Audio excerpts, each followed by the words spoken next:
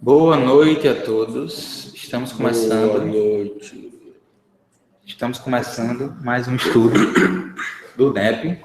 Hoje usando uma plataforma diferente para poder abrigar mais pessoas na internet. Nosso público, olha, está totalmente na internet hoje. Então, nós estamos usando o canal do NEP Brasil, para transmitir e gravar esse nosso encontro. Depois, posteriormente, eu vou baixar esse vídeo e colocar no canal do NEP da Federação Paraibana. Até porque uma coisa é uma coisa, outra coisa é outra coisa, né? Mas como nós temos essa plataforma que dá direito a mais pessoas participarem, para ninguém ficar de fora da internet, então hoje, excepcionalmente, estamos então fazendo por aqui, ok? Vamos fazer a nossa prece inicial. Fica para alguém aí da internet fazer, né? Quem deseja. Acho que Giana, né? Giana, você pode fazer a nossa prece? Sim, posso. Vamos lá. Vamos lá. Amado nosso Deus, queremos te agradecer por mais um dia de estudo, por estarmos aqui reunidos em teu nome e por tentar aprender um pouco mais esses teus ensinamentos. Abençoa todos nós, abençoa, Senhor, aqueles que estão a caminho, que ainda não conseguiram chegar, e inspira a todos nós, Senhor, para que possamos compreender a Tua palavra, para que possamos aprender um pouco mais juntos aqui neste momento. Abençoa os nossos lares, abençoa as casas espíritas que nos acolhem e que também nos ajudam e nos amparam, principalmente, Senhor, nesse processo de aprendizado. Que Tu possa permanecer conosco, hoje e sempre, que assim seja.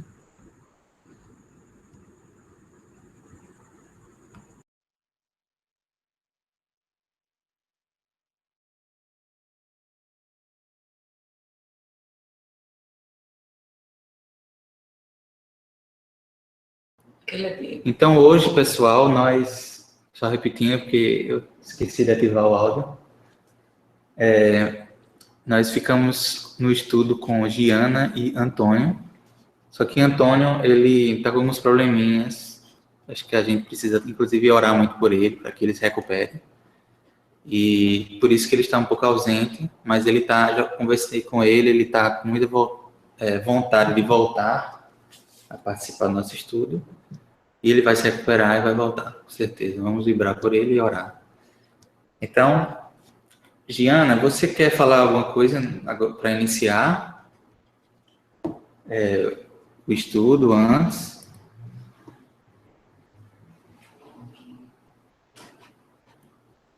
Ou já podemos... Não, eu acho que a gente já pode começar. Já pode começar pela leitura. Fizemos a prece. Agora, a leitura da passagem. Essa passagem é muito simbólica, é bem interessante. Vamos lá. Eu vou começar lendo e a gente vai revezando, tudo bem? Ok. Essa passagem está lá em Mateus, capítulo 11, versículos 20 a 24. E a Bíblia de Jerusalém intitula Desgraça para as cidades às margens do lago. Essa é forte, hein? Tudo bom? Boa noite. Acabamos de começar. Vamos ler a passagem agora. Tudo bem. Então começou a verberar as cidades onde havia feito a maior parte dos seus milagres, por não se terem arrependido. Quem começou, no caso, é Jesus. Ele está se referindo a Jesus. Ai de ti, Corazim, ai de ti, Betsaida, porque se em Tiro e em Sidônia tivessem sido realizados os milagres que em vós se realizaram, há muito se teriam arrependido, vestindo-se de cilício e cobrindo-se de cinza. Mas eu vos digo, no dia do julgamento haverá menos rigor para Tiro e Sidônia do que para vós. E tu, Cafarnaum, por acaso te elevarás até o céu? Antes até o inferno descerás. Porque se em Sodoma tivessem sido realizados os milagres que em ti se realizaram, ela teria permanecido até hoje. Mas eu vos digo que no dia do julgamento haverá menos rigor para a terra de Sodoma do que para vós. Então, essa é a Bíblia de Jerusalém. Muita coisa para a gente decifrar, né? Quando eu estava lendo mais cedo, eu fiquei me perguntando como é que a gente entende uma coisa dessa se não for num estudo como esse. Lendo em casa, sem nenhuma ferramenta, como é que você vai entender? Então, a tradução de Haroldo diz o seguinte, primeiro que intitula diferente, né? Intitula Julgamento da Cidade do Lago. É mais, menos, soa melhor, né? Então, começou a censurar as cidades nas quais ocorreram a maior parte dos seus prodígios, e não se arrependeram. Ai de ti, não sei o que eu estou dizendo de ti, Vanessa. Ai de ti, Corazim, ai de ti, Betsaida, porque se em Tiro e em Sidom tivessem ocorrido os prodígios que entre vós ocorreram, há muito tempo teriam se arrependido, em pano de saco e cinza. Todavia vos digo que haverá mais tolerância no dia do juízo para Tiro e Sidom do que para vós. E tu, Cafarnaum, acaso serás elevada até o céu? Serás rebaixada até o Hades. Porque se em Sodoma tivessem ocorrido os prodígios que ocorreram em ti, ela teria permanecido até hoje. Todavia vos digo que haverá mais tolerância no dia do juízo para Sodoma do que para ti. Então, essa é a passagem que está em Mateus. Nós vamos interpretar, fiquem tranquilos. Pode falar, Giana, se quiser alguma coisa. Você queira. Então, eu acho que, já que a gente leu primeiro Mateus, a gente poderia ficar só nesse comentário, porque de Mateus para Lucas há uma pequena diferença. Então, Mateus, o que a gente vê de diferença no processo de tradução são essa primeira frase mesmo, que eles costumam trocar o verbo, né? Então, um autor, né, a Bíblia de Jerusalém fala, começou a verberar, né? Haroldo fala, começou a censurar. E em outros livros, a gente já pode achar que ele começou a lançar em rosto, né? Então, vai haver uma mudança desses verbos, e que eu não quis, vamos dizer assim, tá definindo de um por um, porque eu acho que ia ficar muito longo, mas há essas diferenças nas escolhas dos verbos, né? Nas traduções de Mateus. É isso. Ótimo, Giana. Já nos esclareceu. Eu não sei se você mencionou, mas também tem a...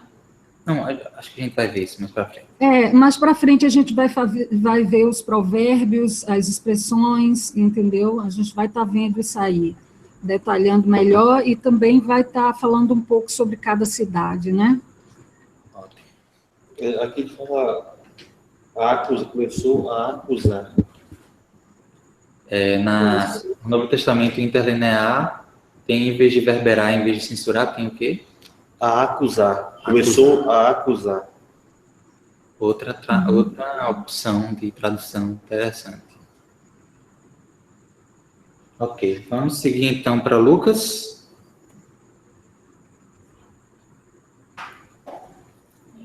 Isabela, você quer ler? Lucas, capítulo 10, versículos 13 a 16. Vou ler primeiro a da Bíblia de Jerusalém, cujo título será Missão dos 72 discípulos. Ai de ti, Corazim, ai de ti, Betsaida, pois se em Tiro e em Sodônia tivessem sido realizados os milagres que em vós se realizaram, há muito teriam se convertido, vestindo-se de cilício e sentando-se sobre cinzas. Assim, no julgamento, haverá menos rigor para Tiro e Sidônia do que para vós. E tu, Cafarnaum, te elevarás até o céu? Antes, até o inferno descerás. Quem vos ouve, a mim ouve. Quem vos despreza, a mim despreza. E quem me despreza, despreza aquele que me enviou. Bíblia de Jerusalém. Agora, de Haroldo, do Novo Testamento. Julgamento das cidades do lado. Ai de ti, Corazim, ai de ti, Betsaida, porque se em Tiro e em Sidom tivessem ocorrido os prodígios que entre vós ocorreram, há muito tempo teriam se arrependido, sentadas em panos de saco e cinza. Todavia, haverá mais tolerância no juízo para Tiro e Sidom do que para vós. E tu, Cafarnaum, acaso serás elevada até o céu? Serás rebaixada até o Hades. Quem vos ouve, ouve a mim. Quem vos rejeita, me rejeita. Quem me rejeita, rejeita o que me enviou. No Testamento. Ótimo. Eu acho que tem duas coisas aí que chamam a atenção.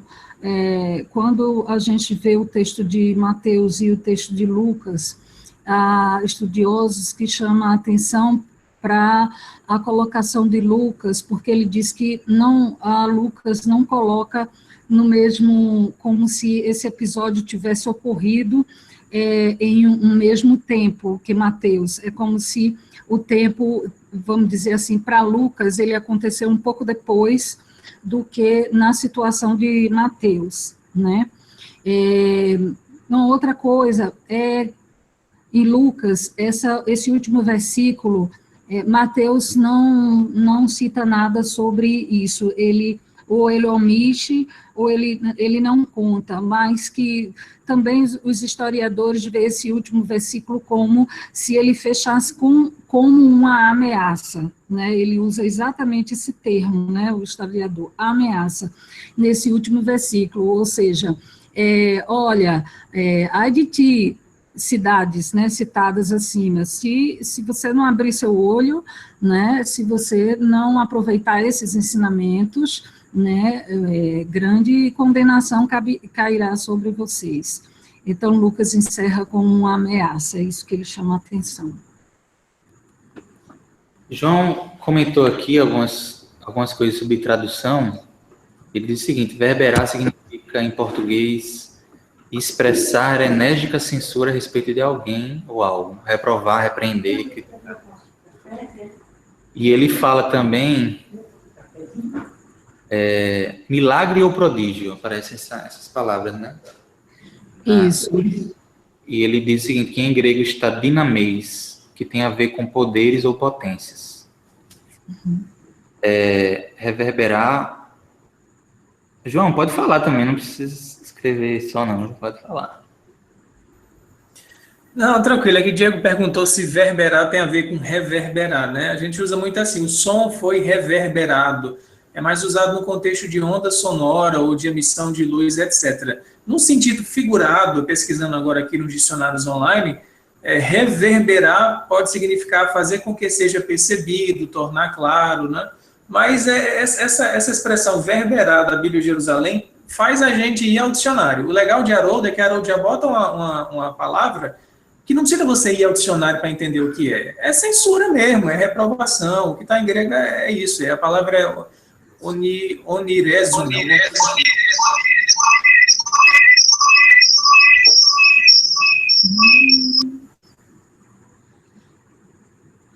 O Carson, ele usa a palavra denunciar, em vez de verberar, né? Ele coloca denunciar porque ele acha que é um verbo forte, né, que transmite uma indignação e que vem, inclusive, acompanhado de um insulto, é o termo que ele usa.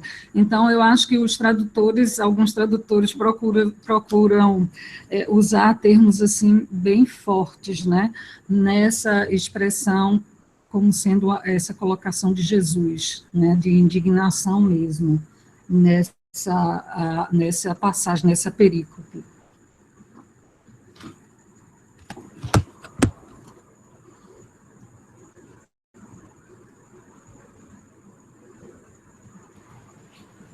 Bem, gente, esse momento da leitura do texto é importante. Tá ótimo, melhorou bastante. Estava muita luz aqui. Aliás, ainda tá muita luz, mas melhorou. Não tem como, tá batendo a luz de qualquer forma. Veja só, esse momento de leitura, o ideal é que a gente lesse em casa, mas nem sempre dá tempo da gente fazer uma leitura mais aprofundada, então, por isso que é bom a gente martelar todas as traduções, fazer esse comparativo. E agora vamos em frente, né? Ver os elementos. Vou compartilhar aqui com vocês. Justamente a pesquisa, o quem, como, onde, como, porquê. Giana, você quer falar sobre esse slide? Fica à vontade. Bom, sobre o quem, né? Exatamente. Você está conseguindo ver aí? Sim. Então, eu tentei achar um mapa que mostrasse, desse uma visão panorâmica, mas, ao mesmo tempo, pudesse ver todas as cidades que são citadas nessa perícope. Então, acho que não ficou muito visível. Beleza. Então, com essa aproximação aí, o que a gente poderia dar uma olhada é que Corazim, Cafarnaum e Betsaida formam um triângulo, né? E é nesse triângulo, nesse revezamento de cidades, é onde realmente Jesus viveu a maior parte dos seus ensinamentos, né? Quer dizer, transmitiu a maior parte dos seus ensinamentos, foi nesse circuito aí, né? Em alguns momentos a gente lê também a história também fala da ida dele na Fenícia, né, que é nessa região de Tiro e Sidom, que fica um pouco mais acima. Então, a gente pode situar que a nossa perícope vai ficar nesse entorno, né? Eu também tentei achar um local, um mapa que mostrasse onde possivelmente ficaria Sodoma e Gomorra. E aí a gente percebeu que, na realidade, os historiadores não chegaram a uma conclusão de onde que seria essas cidades antigas, onde elas estariam, né? Que, na realidade, assim, existem teorias que possam ficar nessa região próximo do Mar da Galileia, e há quem diga que o Mar da Galileia cobriu, né, essas duas cidades, e que essa cidade estaria sob o Mar da Galileia. Enfim, são teorias, né?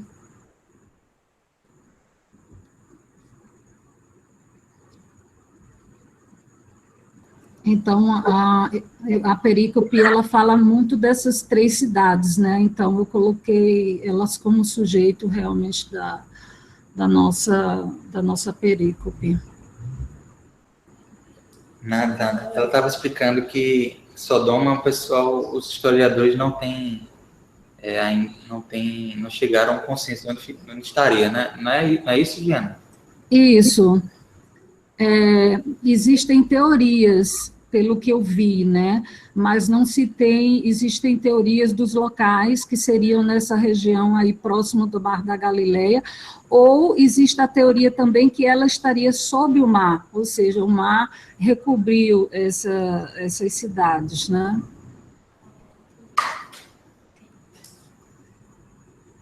Ótimo.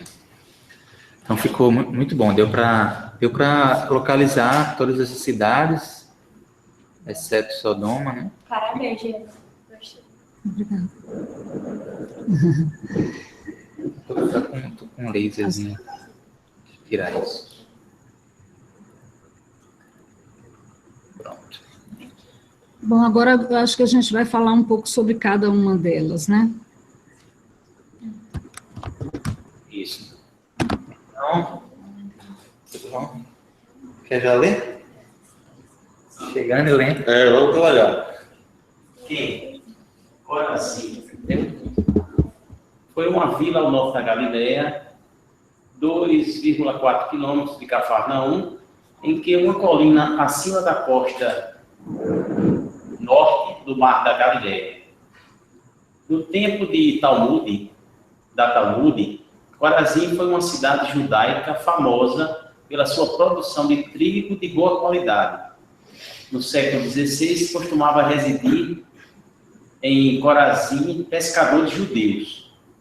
A cidade bíblica de Corazim ficava a norte de Cafarnaum, perto do chamado Monte das Bem-aventuranças.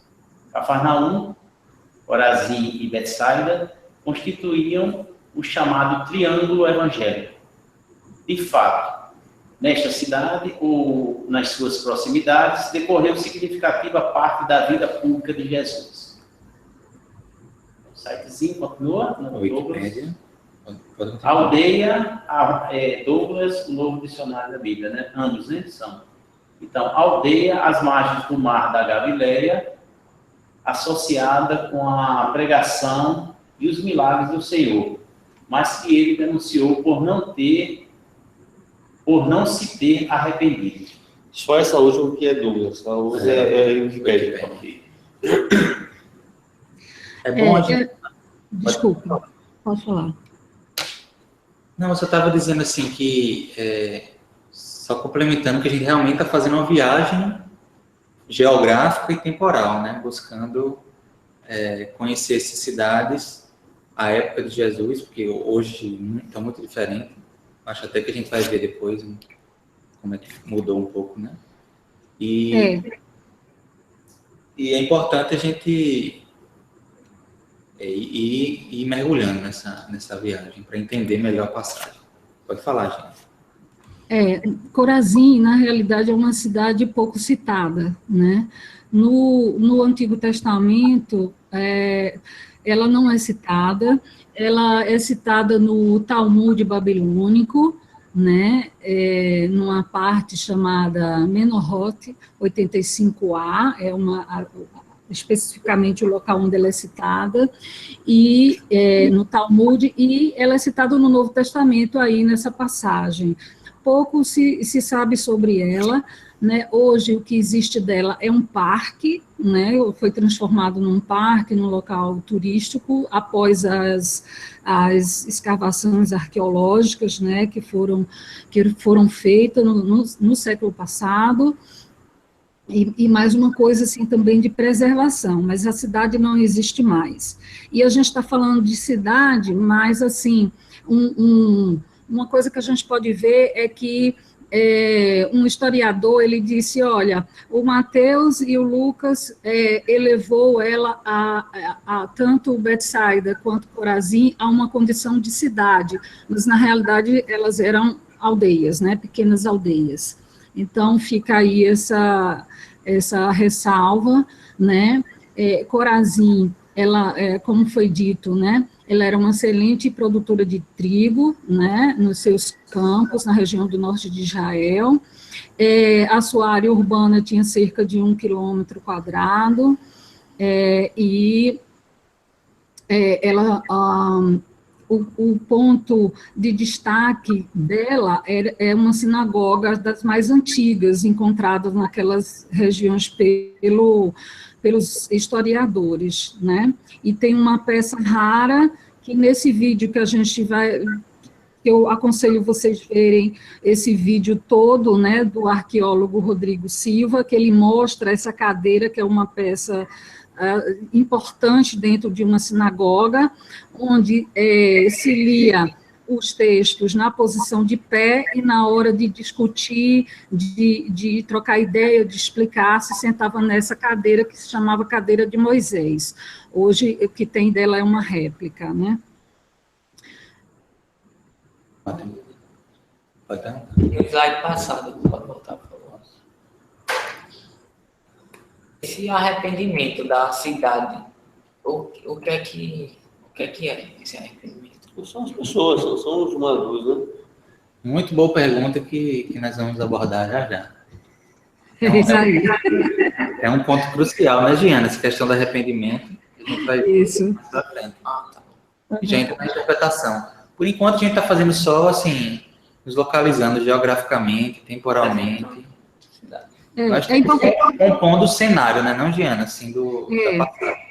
É importante a gente conhecer um pouco dessas cidades, até para a gente entender por que Jesus falou dessa forma, né? Então, ela, a Corazim, junto com a Betsaida e Cafarnaum, elas eram cidades, assim, muito comerciais, né? Então, tinha uma movimentação grande de pessoas nesse triângulo, nessa localidade. Isso. Então, agora nós podemos ver o vídeo. Sim. Uma coisa que eu acho importante, o vídeo vai abordar muito essa questão do IDT, essa expressão, e não propriamente da cidade, porque foi muita informação sobre a cidade, sobre as passagens de Jesus por essa região, então eu tive que selecionar assim, um trecho que realmente fosse interessante. Então, ele vai explicar o significado dessa expressão IDT no vídeo. Ótimo. Então, só avisando o pessoal que coloquei já o link e que é para assistir dos minutos 4:11 até 6:42, como está aí no slide. Vou até deixar ele aqui. Como está aí no slide. Ok? Podem começar já a assistir aí, gente.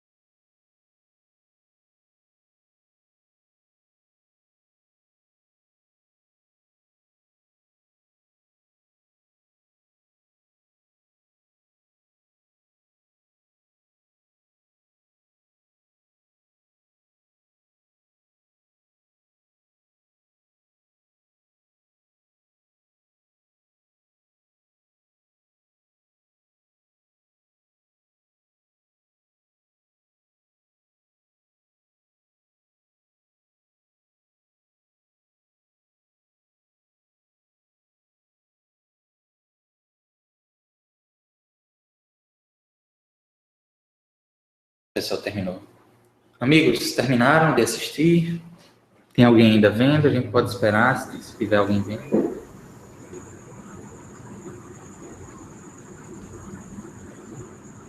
Quem estava falando sobre o pastor, né, Rodrigo. Eu já tinha visto alguns vídeos, série Evidências, e é muito interessante. Ele fala bem com a oratória, né? Traz algumas informações interessantes. E esse, especificamente, eu gostei muito, porque a gente pode levar a interpretar essa passagem como se Jesus estivesse em pena e ameaça. Na verdade, não é bem isso.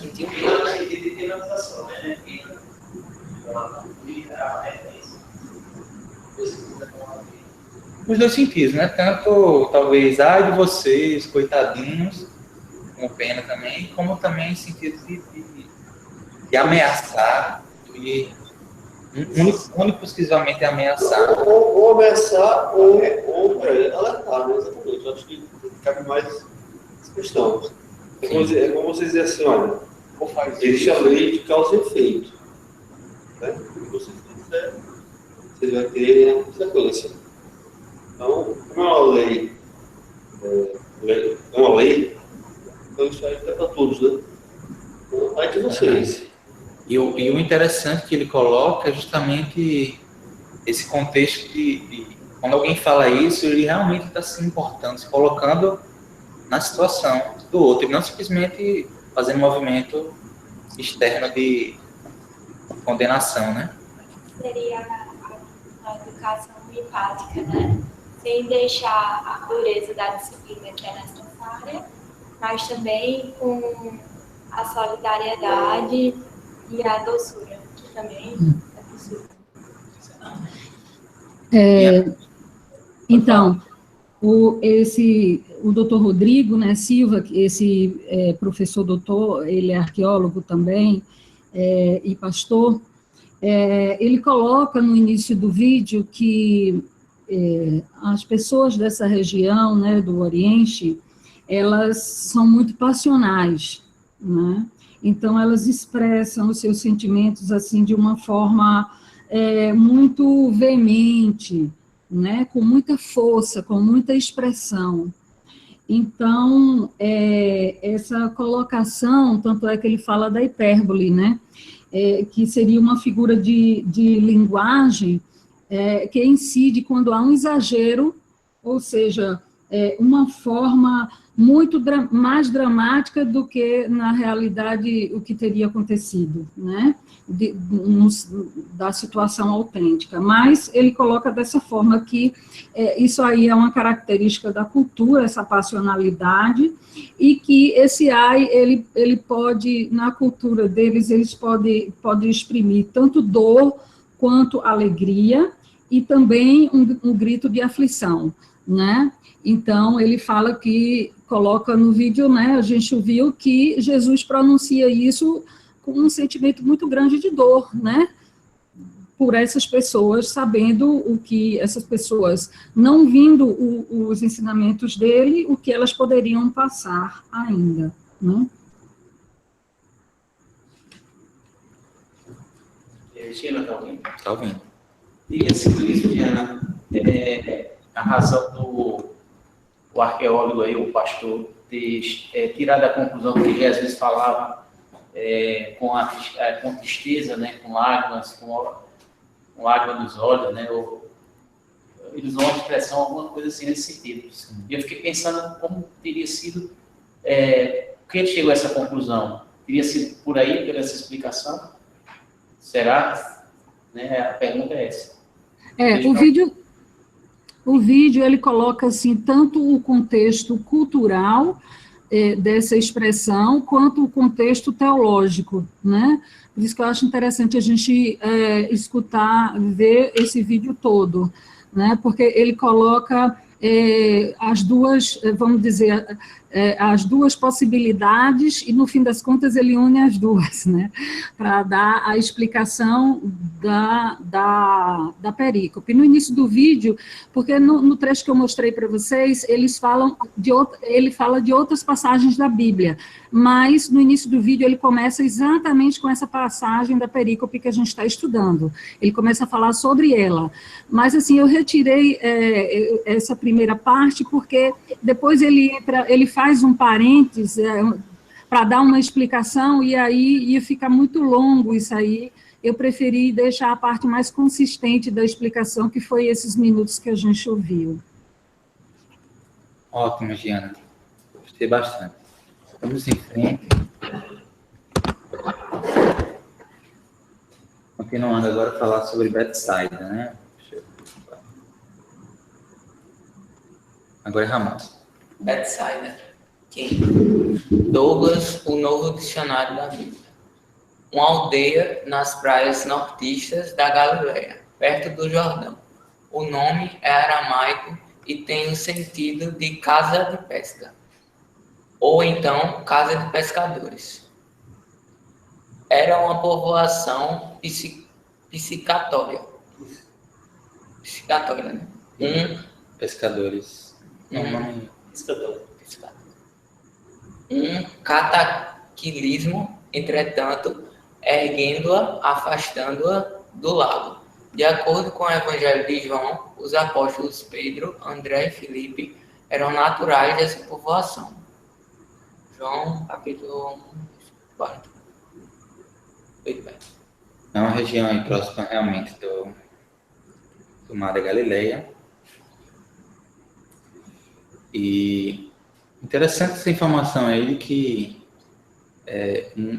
alguma formação, um cataclismo aí,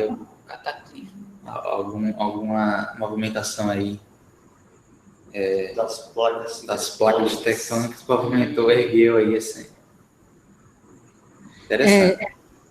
Inclusive, tem uma figura assim, muito linda também, porque assim, o fato de eu ter um programa diferente assim, fez com que a gente fizesse os slides de uma forma, e eu passei 2 dias com os slides abertos, mesmo salvando, quando eu fechei, assim, eu perdi muita coisa. Então, tinha uma figura muito bonita, porque ela mostrava as 3 cidades com as diferenças de relevo. Então, mostra Betsaida exatamente um pouco mais alta, um pouco mais distante do mar, distante entre aspas, porque é perto, né? Mas em relação a Cafarnaum, do mar da Galileia. Então, daria, vamos dizer, para ver exatamente o que está falando aí, porque há uma suspeita, né, de que houve um terremoto naquela região, e daí houve liberação de gases, e com isso houve mobilização de terras, e o que afastou a Betsaida do mar da Galileia, né? Uma outra coisa que eu achei curioso também é que existem 2 linhas, os historiadores, né? Existe a linha de que acredita que Betsaida né, uma cidade que ficava a noroeste do lago de Genezaré, bem ali perto d'água, não muito distante ali de Cafarnaum, e existe a linha de que acredita que existia uma outra Betsaida, né? Então, que ficava no lado oriental do lago, perto da foz do Rio Jordão, né? Então, que teoricamente existiria 2 Betsaidas. Inclusive, eles falam também que o tetrarca Filipe, ele reconstruiu Betsaida e deu o nome de Júlias, né, que era o nome da filha de um imperador. Na época era o César Augusto, então ele homenageou essa filha, né? Então, existe a linha, só recapitulando, que acredita que existiam 2 Betsaidas, e outra linha que não, que existia uma só. A linha que diz que existia uma só, eles alegam que seria uma muito próxima da outra, e que não faria sentido construir 2 cidades com o mesmo nome em região tão próxima assim, né? Ótimo. Agora, Cafarnaum. Você pode ler, meu amigo? Posso? Cafarnaum. Não. Cafarnaum. Não. Seu nome se deriva claramente do hebraico Cafarnaum. Ele diz não, que numa única palavra. Se ali está em vista ou não, o profeta Naum, é impossível de dizer. A cidade não é mencionada no AT, mas era cidade importante no tempo de Cristo. Era sede de um coletor de impostos e a presença de um centurião, bem pode ter significado ali, havia um posto militar romano. Jesus, pela fila do seu quartel-general por algum tempo e, portanto, se tornou conhecido como a sua cidade. Finalmente, ele condenou por sua falta de fé, predizer a sua queda. Né? Aí predize a sua queda. Sobre no dicionário da Bíblia. Essa Jesus, sei lá, que isso aí? Fez dela. Fez com, entre aspas, o seu quartel-general. Passou muito tempo por lá, né? Cafarnaum, uma cidade que a gente vai ver muito no Novo Testamento. O Douglas aqui disse que não é mencionado no Antigo Testamento, né? Mas ao tempo de Jesus mas não tem exatidão do período, né, que ele ficou nessa cidade, né? Porque é a primeira vez que assim tem um noticiário que ele ficou nessa cidade, né? Realmente não fala, né? Aparece muitas vezes. Essa história ele passou muito por lá, né? Esse centurião é aqui da passagem da Cruz do Centurião, é esse mesmo? Eu acho que sim. João?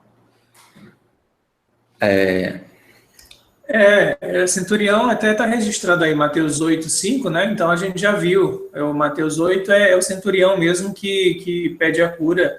Cafarnaum tinha uma sinagoga, Cafarnaum era um lugar onde Pedro morava. Então, assim, Cafarnaum era a cidade maior daquela região. Se você fosse dizer assim, qual é a cidade aqui mais importante da região da Galileia? Cafarnaum. Era maior do que todas as outras e por isso Jesus fez dela a sua cidade, né? Como muita gente fala. E tem até essa expressão em alguns evangelhos, a cidade dele. Então já diziam, a cidade de Jesus é Cafarnaum. Ele nasceu em Belém, a família dele, né? Belém lá no sul, mais de 100 quilômetros longe aí de Cafarnaum. A cidade da mãe dele, de José, Nazaré, que ficava perto de Cafarnaum, só que diziam que a cidade dele era Cafarnaum porque ele passava muito tempo lá, né? E era a cidade metrópole, assim, vamos dizer assim, na região. Tem algum mapa aí? Tem um mapa. Bota aí o mapa. A casa de Pedro é aí, né, João? Casa de Pedro era em Cafarnaum e segundo Celestino está até hoje lá, né? E tem todas as ruínas e tal. Só voltando. O 7 ali. Não. Saudade de Jesus. Da Galileia, né? Só voltando aqui para o mapa para a gente se localizar de novo, né? As cidades mencionadas são essa aqui, que a gente viu agora, Betsaida, Cafarnaum, Corazim, a gente já viu. Vamos ver Tiro e Sidom aqui em cima. Toda a maioria nessa região da Galileia aqui e Tiro e Sidom na Fenícia. Mas vamos em frente. Aqui ainda tem outras cidades aí para a gente ver. Atualmente ela ainda existe, Cafarnaum. Não com esse nome. Sabe qual é? Vamos ver.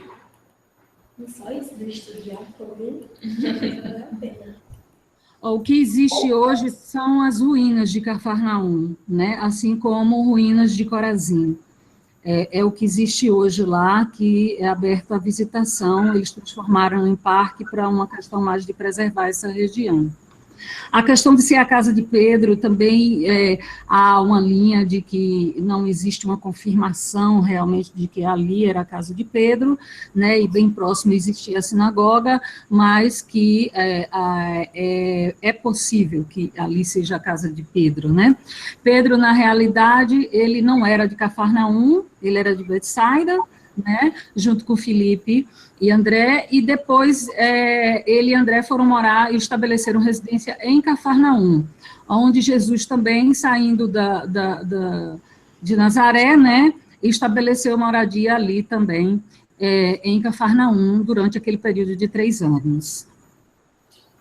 Só complementando o que Giana disse, perfeito, né, que eles eram de Betsaida, mas aí a gente lembra que a casa da sogra de Pedro era em Cafarnaum, então Pedro talvez tinha ido morar na casa da sogra, né? Junto com a sua esposa, né? Então tem essa questão também, câmbio. É importante. Fazer a cura lá da sogra, então. Sim. Pode parecer também se alguém tem alguma informação de quantos quilômetros de Betsaida para Cafarnaum. É pertinho. Em torno de 40 quilômetros.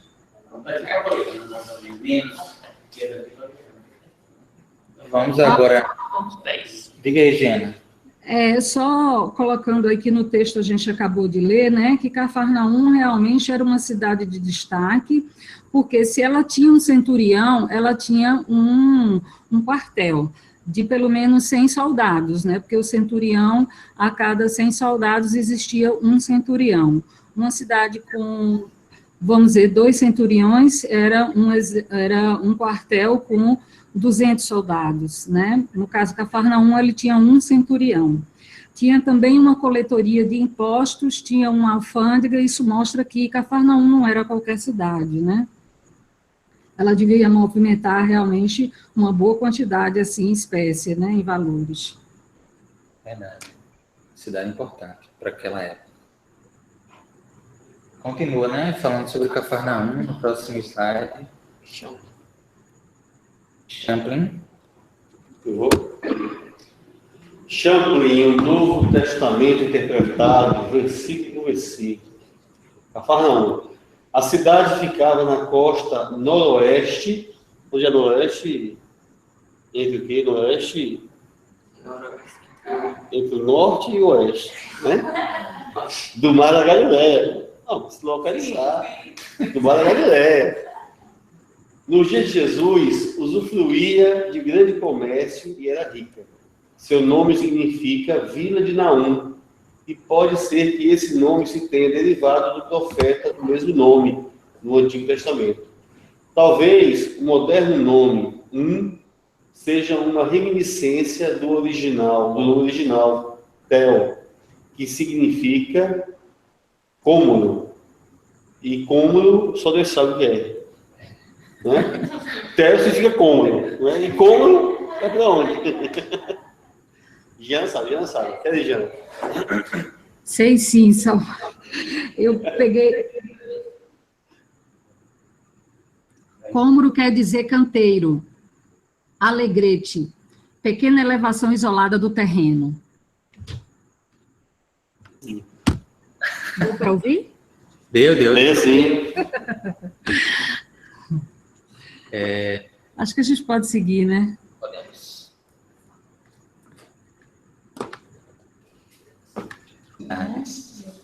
Você pode ler, Maura? Corazim, Betsaida, Cafarnaum. Quase nada se sabe sobre Corazim ou Betsaida, exceto que estavam entre as cidades que rejeitaram a Cristo e que contribuíram para solapar a influência de Jesus. Nessa época, apesar de seus muitos milagres, Cristo vinha sendo realmente rejeitado e sua mensagem tomou a forma de aviso de julgamento. Jesus chegou a repreender Cafarnaum, sua cidade adotiva, e isso pode parecer inacreditável, mas seus habitantes também rejeitaram Jesus. Betsaida, Corazim e Cafarnaum estavam situadas a noroeste do Mar da Galileia. Todas sofreram total destruição.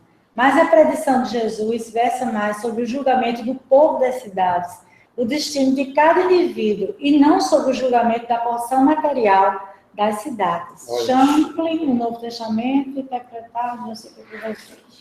A Champlin mostrando as suas asas espíritas. Ele já está dando uma interpretadazinha, né? Falou da cidade, já dando uma opinião interpretada, na verdade. Né? Falando. Como é que Jesus ele repreendeu Cafarnaum? Na passagem? Porque falou que Jesus a repreender Cafarnaum, Sim. sua cidade adotiva. Ele repreende primeiro. Diz aqui, ó. Como é esse repreender de Jesus? Assim, ó. E assim, ó. Ele fala primeiro Corazim, Betsaida. E tu, Cafarnaum, acaso serás elevado até o céu? Serás rebaixado até o Hades. Entendeu? Tudo vai arriba nós. Exatamente. Tem uma advertência, mas não no sentido. Tem uma advertência, não com uma repreenda propriamente dita, não sei se às vezes entende. Tipo de rejeitar. Aí aquele pastor disse que ele falava com. É porque a gente vai entrar nas interpretações, né? Mas vamos perder tempo, a gente vai entrar daqui a pouco nisso aí. Mas foi bom você ter perguntado, porque ele faz primeiro uma reprimenda a Betsaida e a Corazim em outros termos, aí depois fala de Cafarnaum especificamente. Então, com outros termos, né? É porque Cafarnaum, como a gente viu, era a cidade que a gente vê mais ele convivendo com as pessoas e Que ele mais doou mesmo, ele deu muito pra lá. viveu lá, né? Era considerada a cidade dele, apesar dele não ter nascido lá. Então, tinha uma relação muito forte com a cidade, né? Apesar de a gente saber que o profeta, ele nem sempre é bem visto, bem-vindo na terra dele, né? Ok. Gente, muita gente escreve aqui e eu termino passando. Se vocês quiserem falar, podem falar. Essa é uma palavra aqui, porque eu não estou conseguindo acompanhar os escritos aqui de vocês, não, viu? Vamos em frente. Giana, algo a acrescentar sobre esse slide? Não, só respondendo a pergunta dele, que a gente vai estar explicando que outra forma de reprimenda são, além dele ter falado ai de ti, né, seria o elevar-te até o céu e descerás, né, até o inferno. Então, seria uma forma de reprimenda nesse momento, né, para essas cidades. Exatamente. Essa parte final aqui, ela é a interpretação que eu estava comentando, né? Ele fala que todas elas foram destruídas, todas essas cidades. De fato, hoje nós só temos ruínas delas. Né? Mas a predição de Jesus não falava especificamente só sobre essa questão material. Envolvia algo muito além do que só uma cidade deixar de existir. Enfim, em termos materiais. Fala dos personagens, dos habitantes, das pessoas, da índole, né? A questão moral. E isso a gente vai aprofundar mais à frente, não é isso? Agora, a gente tem uma relação, né? Não. Com a Terra, né? Você tem os habitantes assim assado, o ambiente físico também acaba sendo condizente com os habitantes, né? Com certeza, né? É porque o ser humano constrói o ambiente que vive. Com o pensamento, não só com as ações materiais, mas com os pensamentos também. O pensamento é vida. Onde? Continuando onde, vamos falar agora da Fenícia e da Galileia, né? Quem é que vem primeiro aqui na minha lista na internet? Elis, você pode ler para nós esse slide?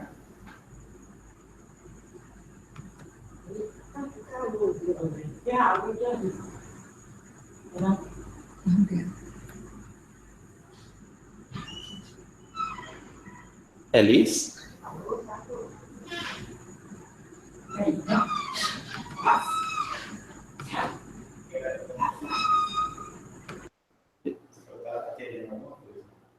Não estamos lhe ouvindo aqui, infelizmente. Alguém consegue ouvir eles? Não, né? Passa o próximo. Que pena. Giana, então, você pode ler para nós?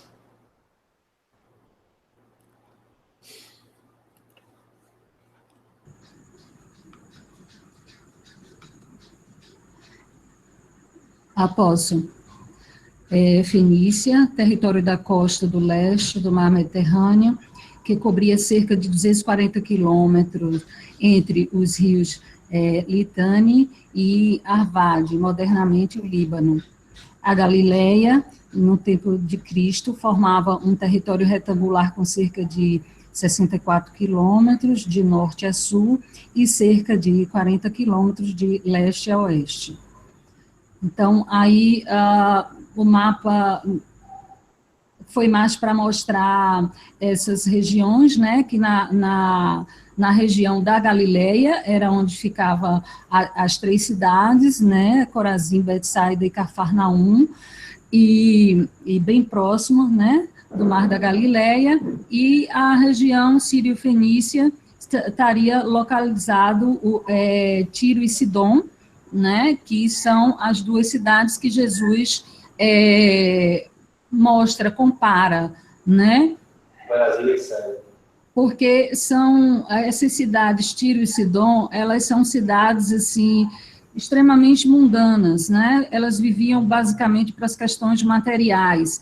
Eram cidades, assim, de destaque porque eram cidades portuárias, onde se movimentavam, tinha grande movimentação de comércio, tanto por terra quanto por mar, né? Eram regiões basicamente da mesma colonização, são cidades extremamente antigas, e cidades tidas como mais científicas, mais materialistas e não tão ligados à fé. Então, por isso que Jesus faz essa comparação. Tiro e Sidom, elas também, o relevo, né, a parte geográfica, favoreceu muito elas serem uma região portuária, principalmente Tiro, que tinha toda uma encosta assim, de pedras, que fazia com que ela ficasse protegida, né, dos ataques. Então, ela era considerada um verdadeiro quartel gigante, né, por natureza, naquela região. Muito bom essas informações, Diana, excelente. Dá para a gente ter uma boa noção da diferença entre essas cidades, né? Tiro e Sidom, como a Giana comentou, eram mal vistas, né? Já, em geral, pelo povo, muito mal vistas, conhecidamente mundanas. Então, elas tinham esse estigma. E Jesus vai comparar com as cidades que ele convivia, que tinham sinagogas, que eram bem desenvolvidas também, que se consideravam o berço do povo judeu, da Galileia, enfim. Eu acho assim porque eu acho que Jesus aí ele faz uma utilização do conceito que o povo fazia das cidades. Exatamente. Então ele se utiliza disso para poder mostrar ao pessoal que como eles estavam equivocados. Jesus faz muito isso. Faz isso. A gente está vendo agora com cidades, mas ele faz isso muito também com personagens, né? Usando o publicano, que também os pecadores, os samaritanos, enfim, outras figuras que ele faz essa comparação com a visão que o pessoal tinha. Só para complementar a questão da localização, hoje Tiro e Sidom fica na região do Líbano, né, que a gente conhece, próxima à cidade de Beirute, atualmente, né. Com relação a Cafarnaum, Tiro ficava a 65 quilômetros e Sidom ficava a 95 quilômetros, né, ao norte da cidade de Cafarnaum. Ótimo. Muito bom. Agora vamos seguindo no como, né? Quando na passagem é mencionado em pano de saco e cinza. Tem outra expressão. Em pano de saco e cinza. O livro de Jerusalém usa outra expressãozinha, né? Não lembro qual é. Mas é uma expressão que a gente precisa realmente descobrir o que é. Oi, Diana? Silício. Silício, Ele usa essa palavra também. Vamos, então, descobrir o que é essa expressão, né? Um pano de saco e cinza. Israel, você pode ler, meu amigo?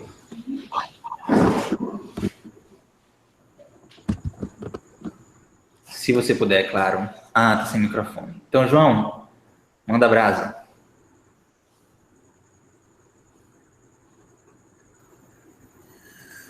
Ok, gente. Primeiro dizendo que realmente está lá no grego, né, em pano de saco e cinzas. Aurodio, então, mais uma pontuação para o nosso querido. Vamos lá.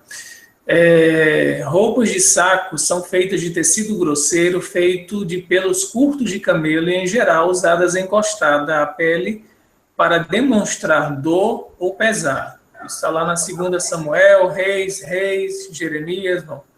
As cinzas eram acrescentadas nos casos de profunda emoção. Quer o indivíduo a pusesse sobre a cabeça, quer sentasse sobre ela, quer deitasse sobre ela e quer até mesmo rolasse nela.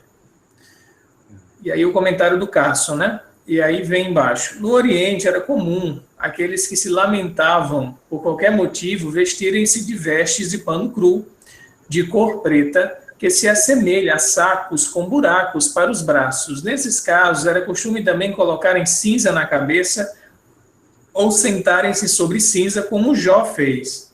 Tudo isso simbolizava a tristeza, a lamentação e o arrependimento. Comentário do Champlin. Câmbio. Ok. Tiana, você quer comentar? Fica à vontade. Sim. Então, como está aí no texto, né, o pano de saco e de cinza, na realidade, pano de saco ou silício, também era chamado, era um tecido grosseiro, bem resistente, que ele podia ser feito tanto de pelo de camelo, quanto de pelo de cabra também, eu encontrei, né, que ele poderia ser feito. E assim, na prática, ele era utilizado para guardar cereais, objetos, alimentos em geral, né? Então, quando tinha algumas pessoas que se vestiam desse tecido, né, normalmente mais relacionadas assim às pessoas pobres, mas ele era utilizado quando você queria fazer alguma demonstração, né? Quando você queria demonstrar sentimentos, tipo angústia, né? Angústia, perturbação. Então, ele poderia basicamente ser utilizado como 3 formas de demonstração, basicamente, né? Então, o que era que se fazia? Se rasgava, passava-se os braços e o pescoço e se vestia com aquele saco. Eram sacos ásperos e bastante incomodativos, ficava arranhando a pele, né? Então, você poderia vestir esse saco, né, como sinal de tristeza e lamentação, né, especificamente assim, se você estivesse passando por morte, né, alguém da família morreu, ou tivesse acontecendo alguma calamidade, né. Teve um texto em que ele citou, por exemplo, quando Jacó recebeu a falsa notícia, né, de seu filho predileto, que se chamava José, né, tinha falecido.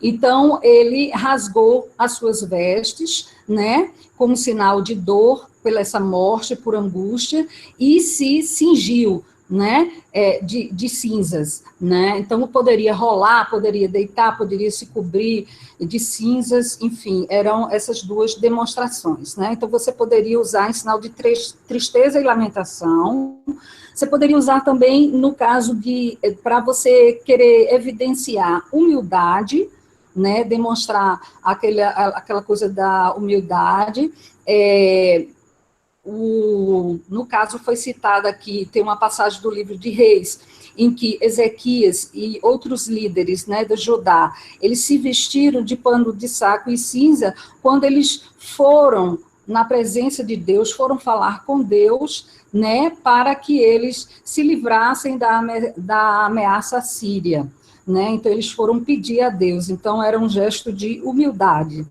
né, e uma terceira demonstração seria a de arrependimento, que aí seria uma forma de você demonstrar arrependimento, onde a gente poderia ver especificamente nessa passagem, uma forma das cidades demonstrarem esse arrependimento, de não enxergar o ensinamento de Jesus, de não seguir aquele ensinamento, de não ver o Jesus como o mestre, né? Então, em sinal desse arrependimento, ele poderia se vestir, né, de pano de saco e se cobrir de cinzas, né? Ele faz uma citação que depois do cativeiro babilônico, os filhos de Israel, qual foi a demonstração que eles fizeram? Eles jejuaram, né, e aí trouxeram a terra sobre si e se vestiram de pano de saco quando chegaram a confessar os seus pecados diante do Senhor, né? Então, eles se arrependeram daquele pecado e, por isso, eles fizeram esse gesto, não só de se vestir, como também de jejuar. Então, seriam essas três situações, né? Tristeza e lamentação, humildade e arrependimento. O sentido que Jesus pega, ele fala que Tiro e Sidom, se os milagres que ele fizera, né, lá em Betsaida, em Corazim, fosse lá em Tiro e Sidom, eles teriam se arrependido vestindo pano de saco e cinza, não é? Exatamente. O contexto para ele ser o suficiente para eles poderem se arrepender. Sim. Agora, uma coisa interessante assim, é como esse povo precisa de algo concreto. Então, manifestar, né? Ele precisa de material, uma dramatização, né? Até hoje é muito presente. Até hoje é muito presente os símbolos que eles usam. Aqui, pá. Será que a nossa cultura do negro, vestir o negro no luto, será que vem daí também? Que sabe os escudos, pretos, né? Será que vem daí esse negócio? Pode ser. Hein, Jean? Oi. A nossa cultura de vestir negro, preto, no velório e tal, né? Tá de luto. Será que tem alguma relação com isso aí, com essa cor do saco, enfim? E um dos motivos, né, que ele servia também para demonstrar essa dor, né, essa angústia? Não li nada sobre isso, não consegui ver nada que relacionasse a isso. Uhum. Vamos em frente, então ficou bem claro, eu acho que ficou bem claro o significado da expressão. É o que Jesus usou dessa forma, né? Exatamente. E agora, retomando, né, Diana? O I e o ID. Em homenagem a Lourdes. Tem o I mineiro. Vamos lá. Clarissa? O ventilador está atrapalhando? Não. Parabéns. Vamos lá. Ai. Origem onomatopaica, interjeição. Expressão designativa de dor, desagrado, surpresa. Ou, por vezes, alegria. É o substantivo masculino. Geralmente de dor ou de aflição. Período de tempo muito curto, instante. Agora é o AID. Usa-se para exprimir dor, infortúnio. Exemplo, ai de nós. Quem nos ajudará? Exprimir uma ameaça implícita. Exemplo, ai de quem se atreva a perturbar o silêncio. Ai de vocês se chegarem atrasados. Está no dicionário. Aí, agora, ou ai. Pode representar condenação ou advertência solene. Ai de mim. Os dois sentidos estão misturados, feitas as advertências antes, agora são pronunciadas. Cássio. Ótimo, deu uma cortadazinha, mas deu para entender. Então, assim, eu acho que foi bem do que foi comentado já no vídeo. Ana, quer acrescentar algo? Não, acho que a gente podia passar, né? Para ver os outros, por causa do horário. Exatamente. Já vou avisar que a gente vai ter que passar um pouquinho do horário. Nós tivemos um atraso inicial, que foi justificável para a gente ter todo mundo aqui presente, né? Tivemos uns 10 minutos aí de atraso ou mais. Então, a gente pede quem puder ficar um pouquinho mais de tempo para a gente superar. Não faltam muitos slides e a gente vai entrar agora na parte mais importante, que são os comentários, realmente, né? Então, quem está aqui, Marisa, você está podendo falar? Você pode ler para a gente esse slide? Oi, posso? Tá muito barulho? Se tiver, vocês me falam, tá? Contudo, eu vos digo que para Tiro e Sidom haverá menos rigor no dia do juízo do que para vós. Jesus indica aqui o que Paulo ensinou mais tarde, que os homens serão julgados não somente de conformidade com seus atos, mas também segundo as suas oportunidades, e também segundo o esclarecimento e conhecimento que receberam. Portanto, haverá diferentes tipos de julgamento. Nos dias de Jesus, Tiro e Sidom desfrutavam de grande prosperidade. Os judeus continuavam a julgá-las conforme os profetas disseram, séculos antes, e sem dúvida eles se julgavam moralmente muito superiores a elas. Jesus, entretanto, mostrou que a opinião de Deus era diferente. Deus também leva em conta as oportunidades que os homens têm, e assim achou menos culpa e razão para julgamento em Tiro e Sidom do que em Israel. Champ, Novo Testamento. Por isso que a gente diz que Champlin é espírita, quase, né? É justamente aquela questão da consciência. Teve a oportunidade de conhecer. Da oportunidade, no caso do resgate, através dos níveis de consciência e de evolução de cada um. A gente não pode responsabilizar, né, alguém que tem menos informação, menos consciente. Enfim. Mas, Giana, você ia falar algo? Pode ficar à vontade. O que é que é interessante aqui? É como se, em outras palavras, a região da Galileia receberam outros profetas ali na região de Israel, né? E agora estava recebendo Jesus.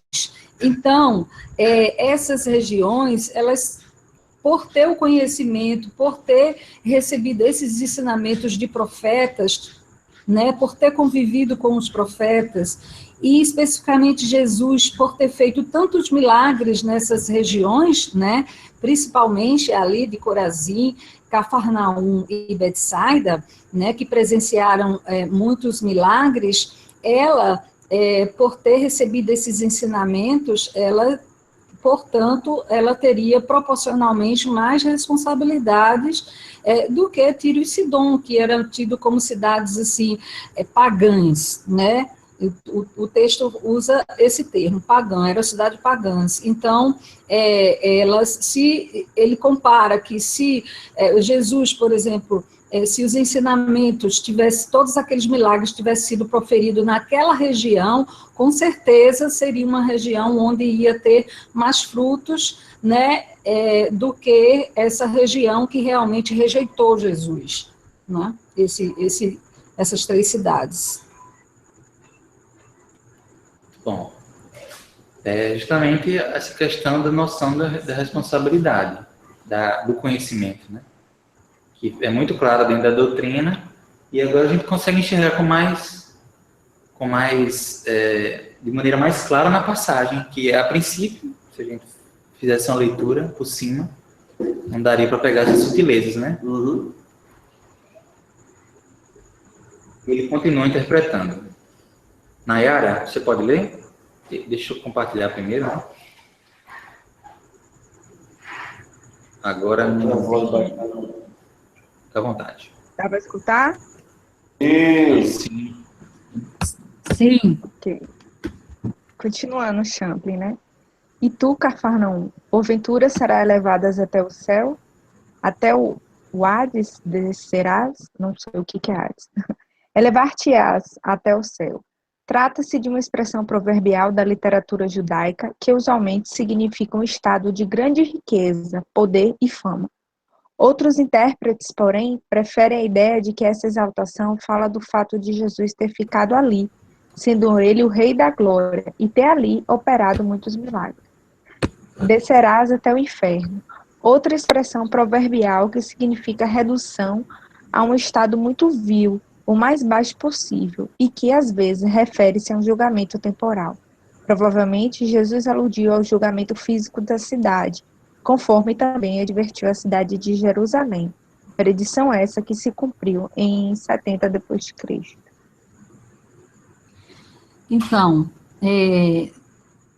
eu coloquei aquele videozinho no Face, quem quiser dar uma olhada, a explicação do Mário Persona, que a gente já postou até em outra perícope anteriormente, onde ele explica a diferença dos diversos tipos do que em português foi traduzido como inferno, né? Então, são situações de sofrimento. O Hades é especificamente uma região como se fosse um estado de alma, né? Um estado de sofrimento, mas uma coisa interna nossa, né? E não um lugar, vamos dizer assim, como inferno, umbral, área de sofrimento, região abissal, não, seria um estado de espírito, quando ele se refere ao Hades, é uma região, é uma coisa de sofrimento interior, né?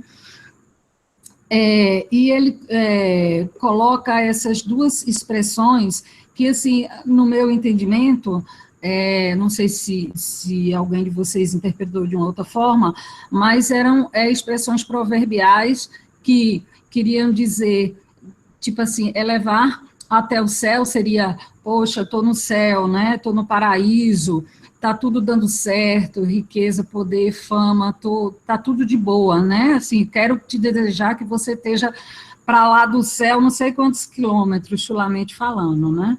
E a questão de descerá do inferno seria uma expressão que mostraria que ele iria para um lugar de grande sofrimento, ou seja, a gente costuma dizer, estou na sarjeta, né? Ou seja, mais baixo do que isso, não sei se a gente consegue descer em sofrimento.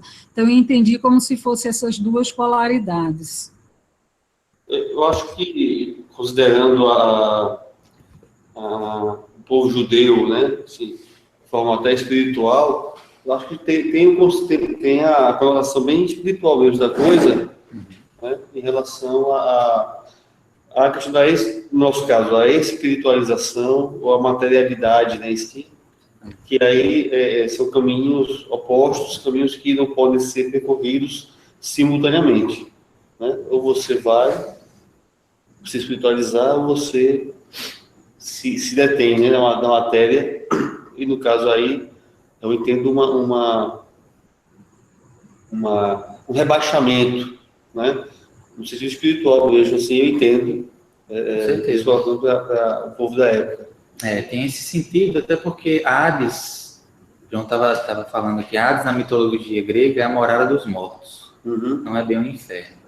Só que o sentido não é esse da mitologia grega, a gente está falando de uma cultura hebraica, né? E óbvio, tem essa questão da tradução, como é que eu vou traduzir? O texto é originalmente grego, então essas expressões em grego eram utilizadas várias vezes. Então, Hades, nesse sentido realmente espiritual, de um estado de consciência, de mente, de comportamento. Mais do que um lugar específico, como é tratado na mitologia grega, inclusive é um deus da mitologia grega, do submundo, né? Tem toda essa questão que, para a gente, funciona só como referência, mas para interpretação, né? Acho que é isso, né, gente? É como AIDS mesmo. Né? Vamos em frente? Se alguém quiser falar alguma coisa mais, João, pode falar. Interrompam, senão eu sigo em frente por causa da hora. Porque se em Sodoma... Deixa eu compartilhar aqui primeiro. Okay. Agora é Regina vai ler. Regina, você pode ler para a gente? Posso. Porque se em Sodoma se tivessem operado os milagres que em ti se operaram, teria ela permanecido até hoje. Se em Sodoma, aqui Jesus fala da cidade que, tal e qual Gomorra, servia para os judeus de símbolo, de lugar mais pecaminoso que qualquer outro. Por isso, os judeus pensavam que Sodoma era mais digna do juízo divino que qualquer outro lugar. Nenhum judeu de Israel poria em dúvida o acerto do julgamento de Deus contra esse lugar. As evidências arqueológicas mostram que, por volta do ano 2000 a.C., uma catástrofe gigantesca destruiu todas aquelas cercanias. Os cientistas pensam que este acontecimento provavelmente incluiu um grande terremoto que soltou depósitos de gases que subsequentemente explodiram. Sodoma também passou a ser símbolo do mais baixo pecado. Está em Isaías 3:9 e JD 7. O julgamento que se abateu contra a cidade despopulou a localidade, que ficou sem habitantes por 600 anos. Também está em chama. Ok, informações sobre Sodoma. Diana, você quer complementar? Oi. Só para lembrar, né, que Sodoma e Gomorra elas são citadas no Antigo Testamento e são vistas como pecaminosas, é o símbolo do pecado e da perversão, né? Então, por isso que elas são aí comparadas, né? Com essas três cidades que a gente está falando no momento. E ocorreu esse cataclismo, então destruiu a cidade, né? Na verdade, Sodoma é comparado com Cafarnaum, né? Jesus faz duas comparações, né? Sim. Quando ele está falando desse aspecto material da cidade não crescida mesmo. Ele fala de como essa cidade era interpretada. Quando se fala, inclusive Giana comentou, desde o Antigo Testamento, Sodoma era um símbolo de um lugar pecaminoso, um lugar de pessoas promíscuas. Existia essa má fama, esse conceito. E Jesus vai comparar com Cafarnaum, que pelo contrário era a cidade que eles habitavam, que os judeus se consideravam, né, seres, enfim, mais evoluídos do que aquela cidade, falando assim em termos gerais. Agora, tem outra cidade que foi soterrada sobre vulcano, qual é o nome? Que inclusive é falado. Foi há 2000 anos, né? Há 2000 anos? Pompeia, né? Pompeia, estilo Pompeia, conhece Pompeia? Como Pompeia, também ocorreu um desastre que dizimou a cidade e tinha essa fama. Isso. Nessa própria... Tinha essa fama também. Então, me lembrei um pouco. Então, a intenção de Jesus, quando falou que, por exemplo, em Sodoma, que era conhecida como uma terra pecaminosa, se eles tivessem operado os milagres lá, teria permanecido até hoje, né? Então, ele fez isso para que os que se achavam demais, vamos dizer assim, como Cafarnaum, pudessem ver que eles ainda teriam muito que melhorar. Com certeza. E outra coisa, é a questão da oportunidade. Muitas vezes... Veja só, Ah, tá. isso era tão... Vamos imaginar o seguinte, certo? Então, um povo como os judeus, você tinha Sodoma e Gomorra como as piores coisas que podiam existir, né? Então, Jesus falar aquilo é um impacto tão forte, mas é assim, olha, Sodoma é fichinha perto de vocês, né? Então, aquilo ali, assim, isso é um escândalo, né? Os caras devem ficar muito pé da vida com Jesus. Ele está comparando isso aí, é uma ofensa muito grande, entendeu? É pelo fato de Jesus ter habitado justamente Cafarnaum, ter oferecido muitas oportunidades, vamos dizer assim. E em Sodoma, por exemplo, não. Isso, e não... Aqui, por exemplo, se você pega uma pessoa que é materialista, né? E comete uma série de crimes, de abusos, enfim, né? E a gente tem um contato com a doutrina espírita. Faz coisas que, comparativamente aos crimes, são menores. No entanto, como nós tivemos a luz da doutrina, isso passa a ser muito maior, né, do que aquilo que ele cometeu. Né? Porque ele não tinha o esclarecimento. Outra comparação também.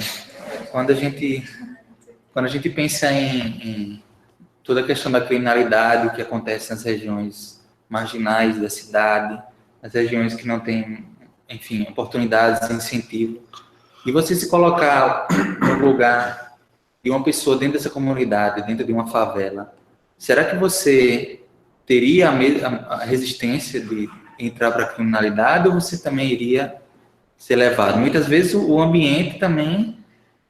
você só não faz o mal, às vezes, por falta de oportunidade, não pela sua índole. Uhum. Isso é algo que eu acho que a mensagem traz bastante. A gente vai explorar mais esse significado espiritual na semana que vem, mas já é importante destacar isso. O último slide agora, gente.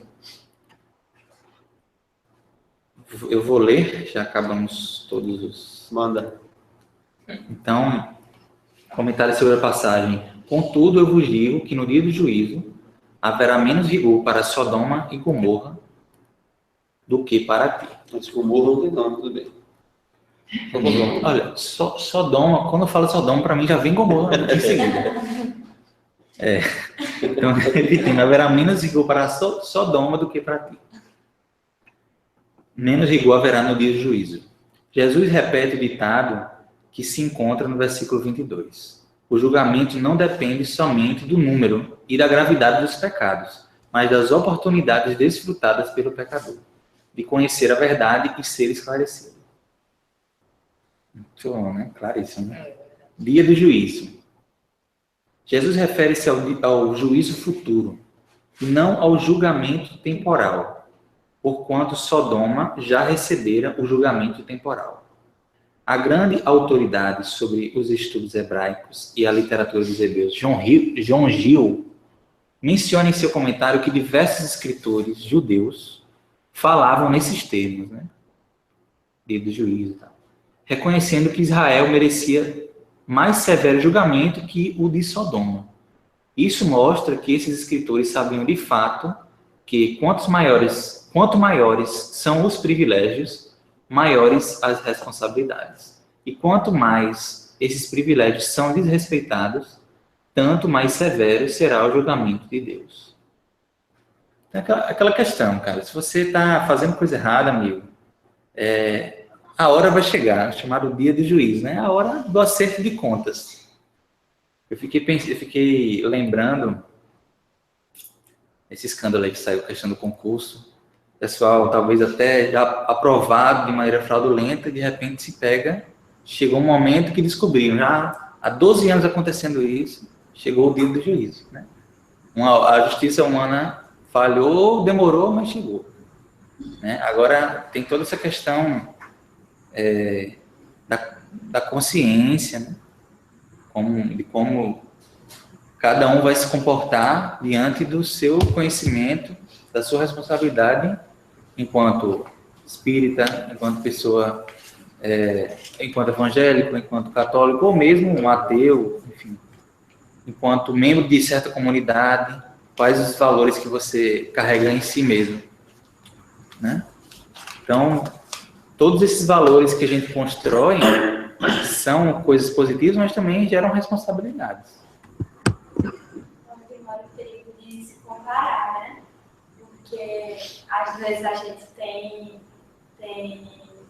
muito essa vontade de se comparar. Não, mas todo mundo está fazendo, eles fazem tão mais, tão pior, vou fazer só esse pouco erro. A sociedade toda está fazendo, sendo que a diferença é que você tem um conhecimento muito grande do que deveria estar sendo feito.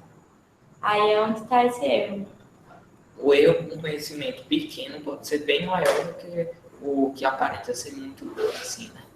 Por ele não ter, tipo, esse discernimento de sabedoria. Exatamente. Se a gente for comparar, por exemplo, até na nossa lei, quem faz alguma coisa sem ter conhecimento da lei, olha agora, é só para terminar esse exemplo, né?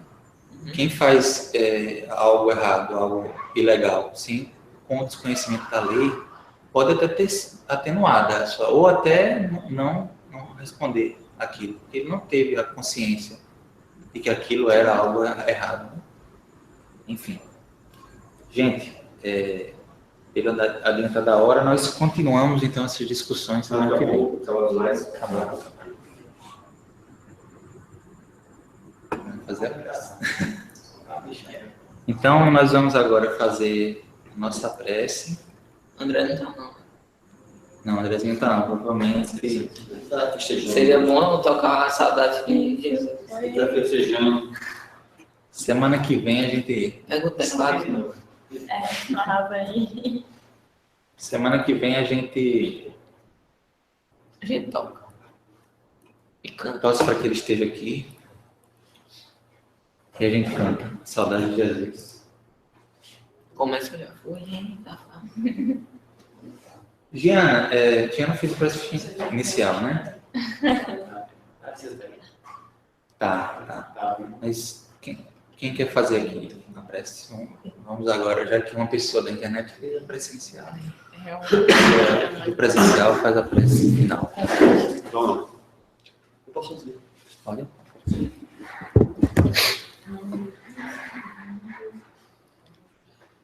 Vamos, neste momento, ao fechar nossos olhos, elevar o pensamento a Jesus, nosso mestre e amigo, abrir os nossos corações e as nossas mentes.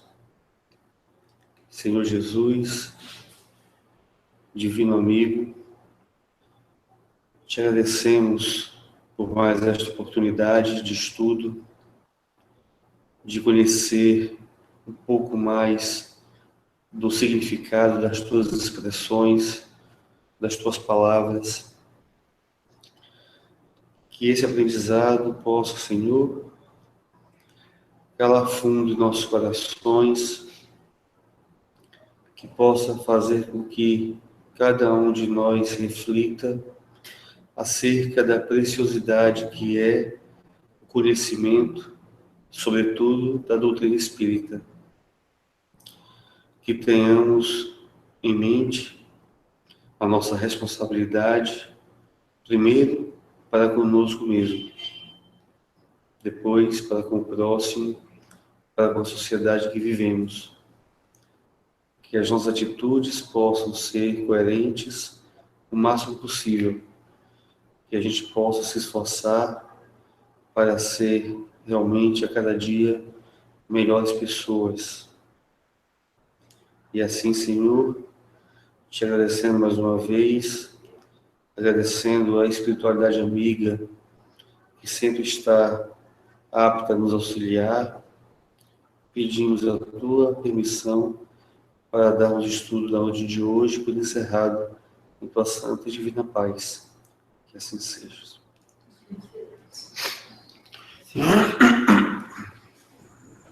Meus amigos, boa semana para todos. Valeu, gente. Obrigado. Até a próxima semana. Só... Obrigado, Tiana. Pesquisa. Vamos Só fazer aqui um lembrete, nós estamos na campanha de defesa da vida, temos panfletagens todo dia de manhã cedo e à tarde, né? Tem um calendário de locais, vamos ter visita às maternidades no sábado pela manhã, né? E vamos ter... Gina, estou aguardando o texto, viu? Para você enviar para a gente ver. Temos o show do Harmonia e Luz, no sábado à noite. Temos a peça Catarse, dia 21, domingo, né? Tudo isso para auxiliar a construção da escola espírita, né? Catarse, e no caso do Harmonia e Luz é o CD que eles querem gravar, né? E dizer também que neste sábado, o outro, vamos ter Cosme Massi. Quem é do NEP não pode faltar, porque ele vai trazer muitas orientações de como estudar Kardec, né, pelo Kardecpedia, e as inscrições são pelo site. Eu vou colocar de novo no NEP, porque eu não vi o nome de ninguém, portanto, eu acho que esqueceram de se inscrever. Certamente foi esquecimento, então eu vou colocar novamente, tá certo? Então, assim, temos muitas coisas boas aí, né, assim, para a gente poder estudar, né, e participar também. Ótimo. Beleza? Então, boa semana para todo mundo. Tchau, queridos. Tchau, gente.